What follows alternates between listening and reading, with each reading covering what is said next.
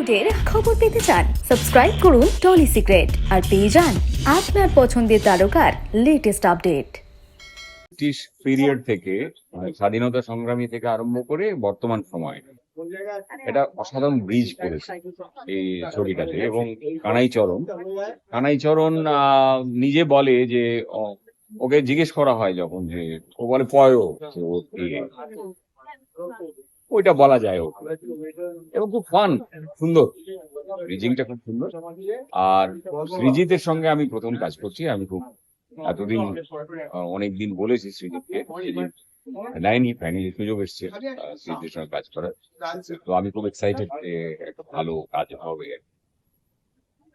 আপনাকে কিভাবে পাচ্ছি সেটা হ্যাঁ, আমি আমার চরিত্র হচ্ছে নিশিকান্ত, যে ওই পবন ঠাকুরের একটা পেইন্টিং ছিল, তারপর ওটা লিথোগ্রাফ হয়। লিথোগ্রাফটা কোথায় আছে সেইটা নিয়ে তদন্ত করছে আমাদের, এবং একটি জাহাজ যার নাম ছিল ভিক্টোরিয়া সেটা নিখোঁজ হয়ে যায়। এই দুটো তদন্ত কানাইচরণ করছে।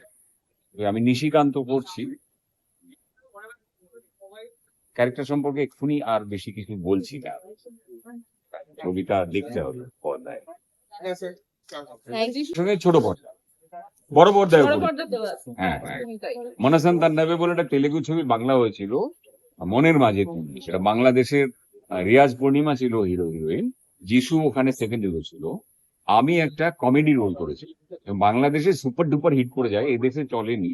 বাংলাদেশে ছবিটা বিশাল হিট করে। মানে আমি যখন আমি ঢাকায় একটা টেলিফিল্ম করতে গিয়েছিলাম, তখন আমাকে নিয়ে যাওয়া হয়েছিল ওই হলটায় যেখানে চলেছিল 14 না 15 সপ্তাহ টানা হাউসফুল দিয়েছিল।